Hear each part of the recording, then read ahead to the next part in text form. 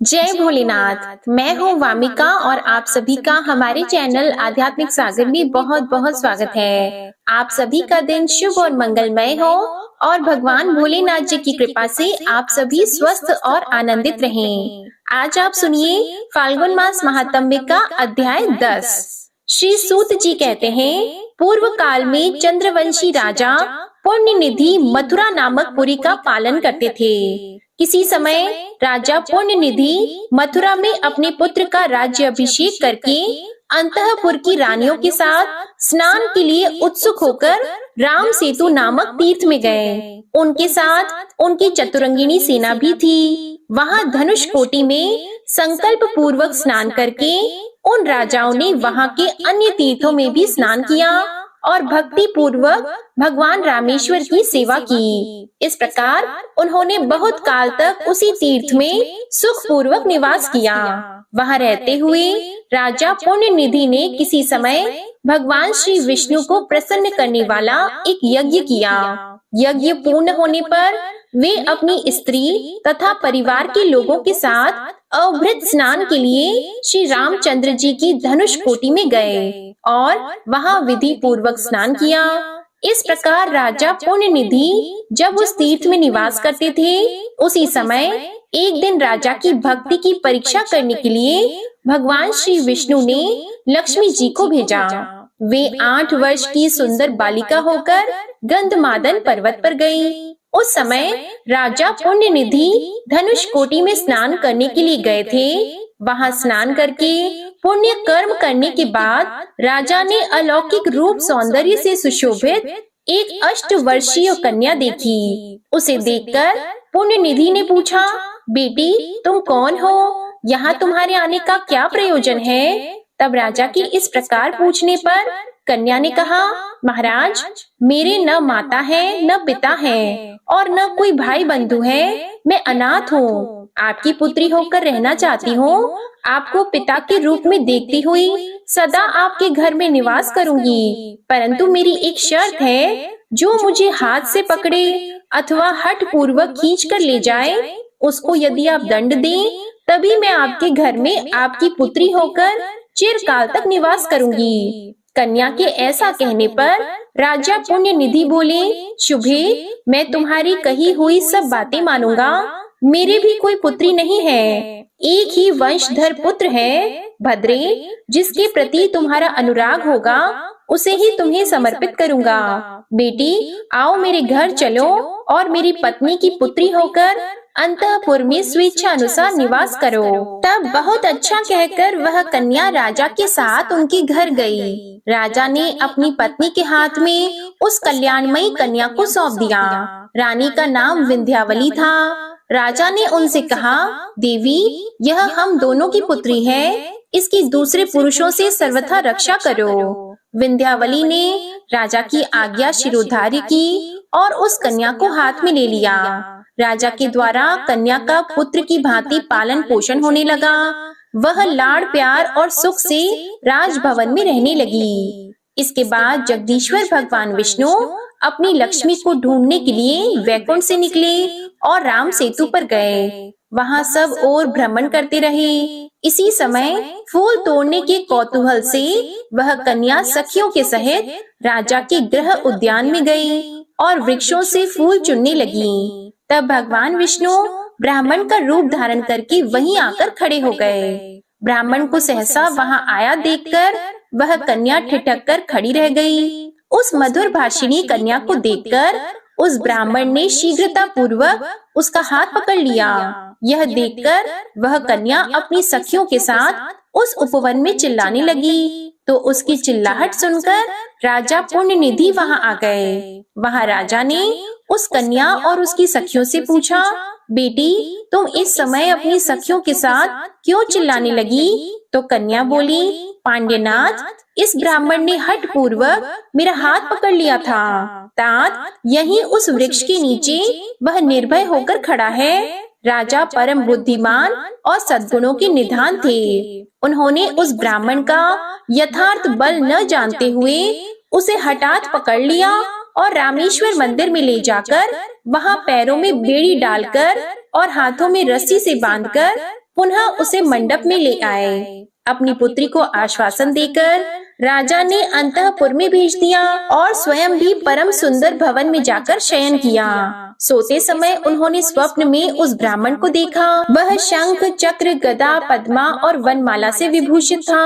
उसके वक्ष स्थल पर कौस्तुभ मणि का आभूषण शोभा पा रहा था। ब्राह्मण के रूप में साक्षात श्री हरि विराजमान थे। उन्होंने अपने श्री अंगों में पीतांबर धारण किया था। उनकी श्री अंगों की कांति कृष्ण मेघ के समान श्याम थी। मुख पर मनोहर मुस्कान की मनोहर छटा छा रही थी और स्वच्छ दंत पंक्ति चमक रही थी। कानों में मकर आकृति कुंडल शोभायमान हो रहे थे। भगवान शेष शैया पर लेटे हुए थे और नारद आदि देवर्षि उनकी स्तुति कर रहे थे। वहीं उन्होंने अपनी कन्या को भी देखा जो विकसित कमल के आसन पर विराजमान थी। वह कन्या नहीं, साक्षात देवी लक्ष्मी थी। उन्होंने अपने हाथ में कमल को धारण कर रखा था और उनके मस्तक पर काले काले घुंघराले बाल बड़ी शोभा पा रहे थे। इस प्रकार राजा ने रात्रि में अपनी कन्या को महालक्ष्मी के स्वरूप में देखा। यह देखकर राजा सहसा उठ बैठे और कन्या के घर में गए। वहां उन्होंने कन्या को उसी रूप में देखा जैसे स्वप्न में उसका दर्शन हुआ था। प्रातः काल सूर्योदय होने पर राजा पुण्य निधि कन्या को साथ लेकर रामेश्वर मंदिर में पहुँचे और उस श्रेष्ठ मंडप में गए जहाँ ब्राह्मण को छोड़ा था। वहाँ ब्राह्मण देवता को उन्होंने साक्षात श्री हरि के रूप में देखा और ठीक उसी रूप में जैसे कि स्वप्न में दर्शन हुआ था। वनमाला आदि चिन्हों से पहचाने जाने वाले भगवान विष्णु को जानकर राजा ने उनकी इस प्रकार स्तुति की। हे कमलाकांत, आपको नमस्कार है। हे गरुड़ ध्वज, आप प्रसन्न होइए। शंख पाणे, आपको नमस्कार है। आप मेरे अपराध को क्षमा कीजिए। आप निर्गुण, अप्रमेय तथा बुद्धि के साक्षी श्री विष्णु हैं। आपको मेरा नमस्कार है। हे कृपा मूर्ति, आपके लिए नमस्कार है। मधुसूदन, आप मेरा यह अपराध क्षमा कीजिए। इस प्रकार श्री महाविष्णु की स्तुति करके राजा पुण्य निधि ने संपूर्ण जीवों की जननी श्री लक्ष्मी जी का भी स्तवन किया। संपूर्ण जगत को धारण करने वाली देवी, आपको नमस्कार है। आप भगवान विष्णु के वक्ष स्थल में निवास करने वाली हैं। आपको मेरा नमस्कार है। समुद्र से प्रकट हुई हरि प्रिया महालक्ष्मी, आपको नमस्कार है। आप ही सिद्धि, पुष्टि, स्वधा, स्वाहा, संध्या, प्रभा, धात्री, भूति, श्रद्धा, मेधा और सरस्वती हैं। आपको बारंबार नमस्कार है। देवेश्वरी, आप ही यज्ञ विद्या, महाविद्या, अतिशय शोभामयी गुह्य विद्या, आत्मविद्या तथा सब प्राणियों को मुक्ति देने वाली हैं। आपको नमस्कार है। संसार की रक्षा करने वाली जगदम्बिके, आप अपनी दया दृष्टि से मेरी रक्षा करें। हे महेश्वरी, आप ब्रह्मा जी की माता हैं। आपको मेरा नमस्कार है। महालक्ष्मी जी की इस प्रकार स्तुति करके राजा ने पुनः भगवान विष्णु से इस प्रकार प्रार्थना की। हे विष्णु, मैंने अज्ञानवश आपके पैरों में बेड़ी डालकर जो इस समय आपके प्रति अपराध किया है, वह स्पष्ट ही द्रोह है। आप उसे क्षमा कीजिए। आप संपूर्ण जगत के पिता हैं। पिता को पुत्र का अपराध क्षमा करना चाहिए। आपने अपराधी दैत्यों को अपना स्वरूप तक दे डाला है। भगवान, मेरे भी इस अपराध को आप क्षमा करें। हे कृपानिधि, मारने के लिए आई हुई पूतना को भी आपने अपने चरण कमलों में स्थान दिया है। मेरी भी रक्षा कीजिए। हे लक्ष्मीकांत, केशव, मुझ पर अपनी कृपा पूर्ण दृष्टि डालिए। राजा की इस प्रकार प्रार्थना करने पर भगवान विष्णु ने कहा, राजन, मुझे बंधन में डालने के कारण जो तुमको भय हो रहा है, उसे त्याग दो। तुमने इस तीर्थ में मेरी प्रसन्नता के लिए यज्ञ किया है, अतः तुम मेरे प्रिय भक्त हो। शत्रु दमन, मैं भक्तों के अपराध सदा ही क्षमा करता हूँ। तुम्हारी भक्ति जानने के लिए मेरी ही प्रेरणा से मेरी प्रिया लक्ष्मी तुम्हारे घर आई थी और तुमने इनका भली भांति संरक्षण किया है। अतः मैं तुम पर बहुत संतुष्ट हूँ। संसार में जो पुरुष मेरी स्वरूप भूता इन महालक्ष्मी में भक्ति रखता है वह मेरा भक्त कहलाता है, और जो इनसे विमुख है वह मेरा द्वेष पात्र माना गया है। तुमने भक्ति पूर्वक इनका पूजन किया है, अतः तुम्हारे द्वारा मेरी भी पूजा संपन्न हो गई। क्योंकि ये लक्ष्मी मुझसे अभिन्न है, इसलिए तुमने मेरा अपराध नहीं पूजन ही किया है। मेरी स्वरूपभूता लक्ष्मी संपूर्ण जगत की माता तथा वेदत्रयी रूपा है। उनकी रक्षा करते हुए जो तुमने मुझे बंधन में डाला है वह मुझे अत्यंत प्रिय है। ये लक्ष्मी वास्तव में तुम्हारी पुत्री हैं। भगवान विष्णु के ऐसा कहने के बाद लक्ष्मी जी ने भी कहा, राजन, तुमने अपने घर में मेरी रक्षा की, इससे मैं तुम पर बहुत प्रसन्न हूँ। तुम्हारी भक्ति का शोधन करने के लिए ही मैं और भगवान दोनों यहाँ आए हैं। तुम्हारे मन संयम रूप योग और भक्ति भाव से हमें बड़ी प्रसन्नता हुई है। हम दोनों की कृपा से तुम्हें सदा सुख की प्राप्ति होगी। हमारे चरणों में तुम्हारी अविचल भक्ति बनी रहेगी और देहावसान होने पर तुम्हें पुनरावृत्ति रहित मेरा सायुज्य मोक्ष प्राप्त होगा।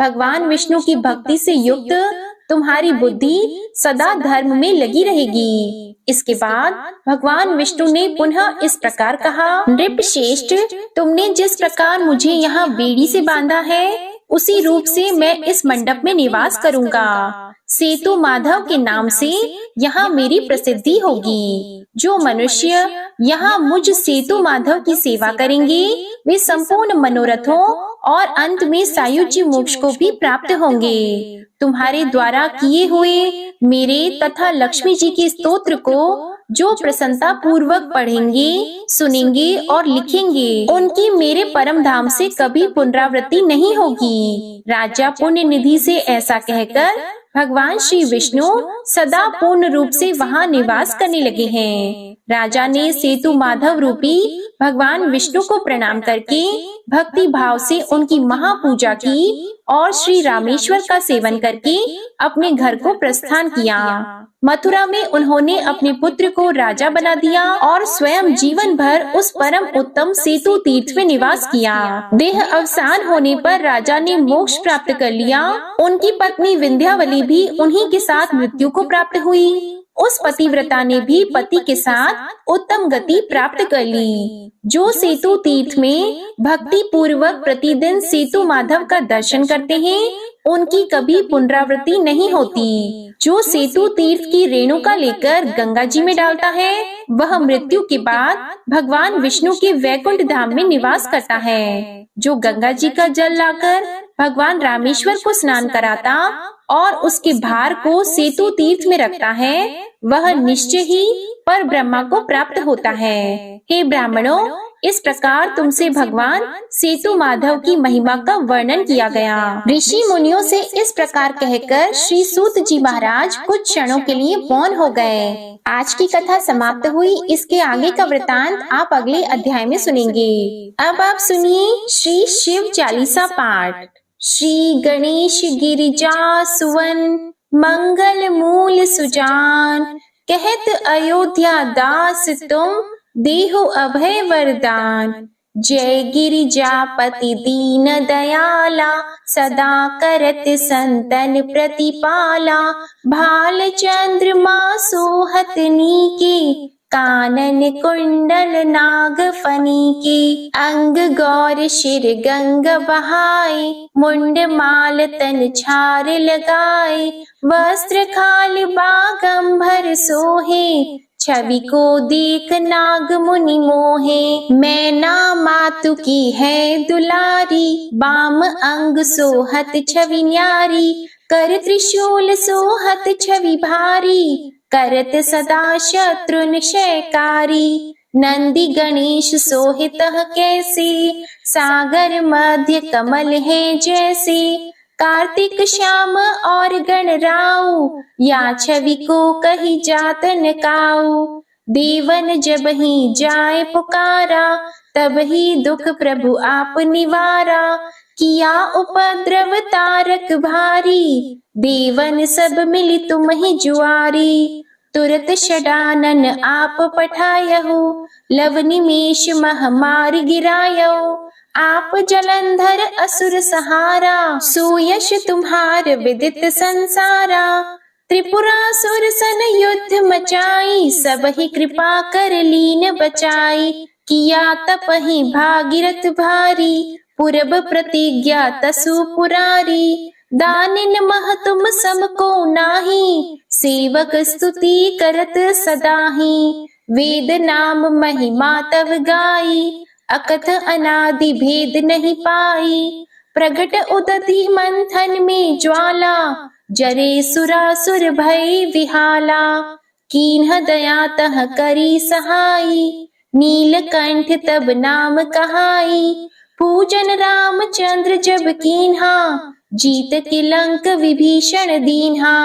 सहस कमल में हो रहे धारी, कीन्ह परीक्षा तब ही पुरारी। एक कमल प्रभु राखे जोई, कमल नयन पूजन चह सोई। कठिन भक्ति देखी प्रभु शंकर, भय प्रसन्न दी इच्छित वर।